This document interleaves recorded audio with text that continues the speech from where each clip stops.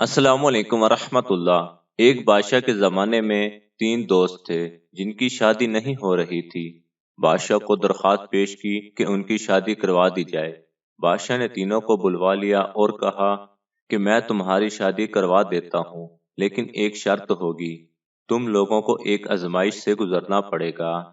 जो कामयाब हो गया उसकी शादी एक खूबसूरत लड़की से करवा दी जाएगी और जो नाकाम हुआ उसकी शादी किसी बदसूरत लड़की से होगी। उन्होंने शर्त मंजूर कर ली। उन्हें एक तारीक कमरे में इकट्ठा रखा गया जहां मुकम्मल अंधेरा था और बताया गया कि यहाँ एक माह तक रहना है। यहीं सब कुछ खाना पीना सोना जागना होगा और कमरे में जगह जगह पापड़ रखे गए हैं। इनसे बचना है कि पाँव के नीचे न आ जाएं। जिसका पाँव पापड़ पर आ गया उसकी शादी बदसूरत लड़की से कर दी जाएगी। अब जनाब तमाम दोस्त उस आजमाइश से सही सलामत गुजरने के लिए मुकम्मल एहतियात से रहने लगे। 9 दिन खैरियत से गुजर गए। 10वें दिन एक दोस्त का पाँव पापड़ पर आ गया। फौरन उसे सिपाही कमरे से निकाल कर ले गए और उसकी शादी बदसूरत लड़की से कर दी गई।